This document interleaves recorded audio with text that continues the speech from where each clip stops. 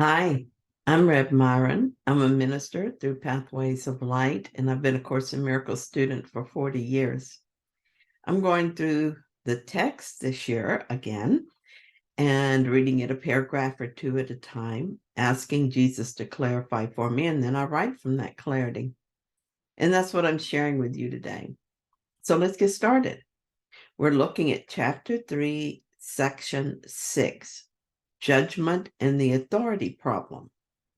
And we're looking today at paragraph 4.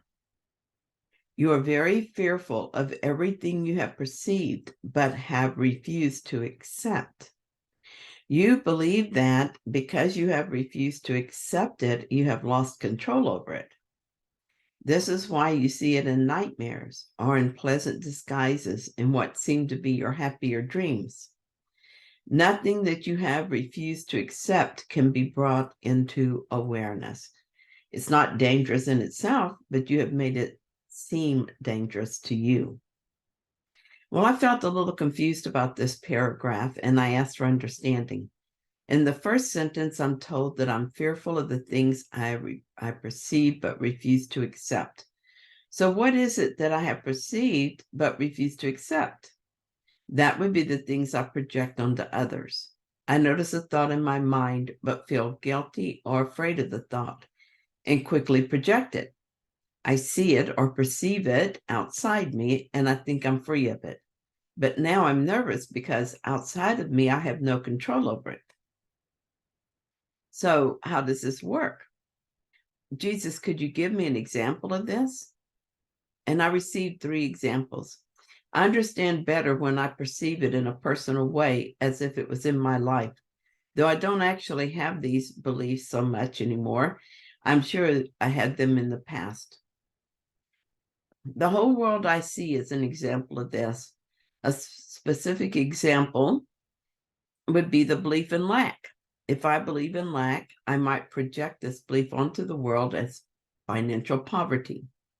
I see poverty everywhere I look. People are starving to death while others have so much they cannot even use it all.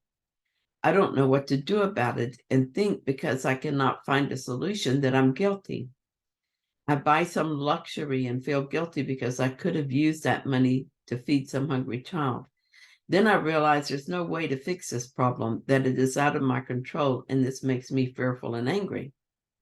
If I believe in loss, I project that belief onto the world. For example, I'm in love, giddy with it, and think I love this person and I'll love them till I die. And even death cannot end my love. Then I fall out of love and I lose that wonderful feeling. I don't know what to do about it. I can't make love last forever. Now I can't be happy without it.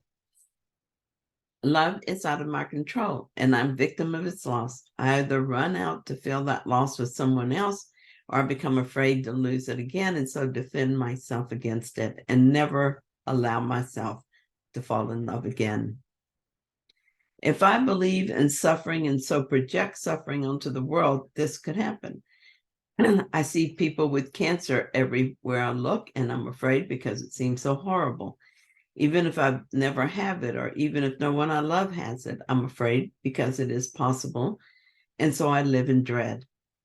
I read every article on it and try every preventative measure to keep it at bay. But I don't know if any of them will work, so I'm still in fear. Or I project it onto this body and I think of it as myself. I have cancer and it just appeared.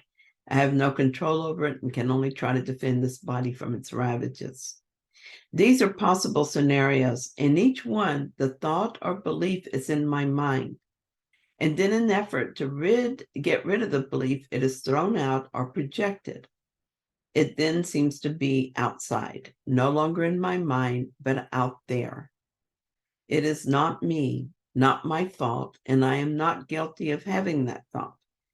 That is the idea anyway. But out there, I have no control over it. So now I'm afraid. The solution is to stop trying to control it out there, which of course is impossible.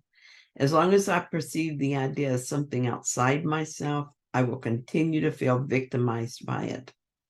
But as I withdraw my projections and acknowledge the thoughts, I can allow them to be healed. When I see poverty, instead of joining a cause to eradicate it, I realize that the idea of poverty is in my mind, and that is where it must be healed. When I see loss, instead of feeling helpless to do anything about it, I acknowledge that the loss I see is just a symbol of the idea of loss I believe in. I ask the Holy Spirit to heal the belief of loss in my mind, and I accept his healing. A mind that does not believe in loss will not see loss. A mind that does not believe in suffering will not see suffering, because it will not project suffering or loss. Does the world suddenly change when I do this? No, it is a mind that is healed that changed. For instance, when I used to come up short on money, I would panic and find a way to make more money. Of course, there's a limit to this possibility, and I know it. So this solution doesn't really help. I may have more money temporarily, but nothing changed. So the problem is not resolved. It will reoccur. When I let go of the belief in loss, I stopped worrying about loss of any kind. If I ran out of money, I would wait and watch with interest to see what happened next. Somehow, whatever I needed would show up. When I saw others suffering from loss, I saw it differently.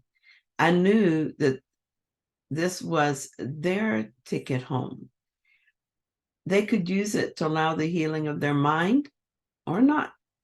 But even if they just suffered from fear of loss, unaware of how to see it another way, or even to ask for another way, the experience would be helpful.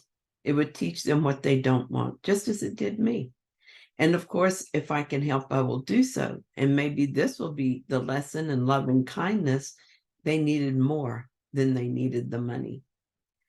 From the place of identifying with the ego mind, it's very hard to remember that my story of Myron is just a story and that none of it is real. But every time I notice a thought that is not in alignment with truth and allows that thought to be healed, I loosen my hold on that false identity of Myron. The darkness recedes a little, and there is more light in my mind. I begin to see. Thank you so much for joining me in this reading. I hope that you enjoyed it. I hope you found it helpful. If you did, then please like it. And if you haven't yet, please subscribe. And I'll be back tomorrow with another reading. See you then.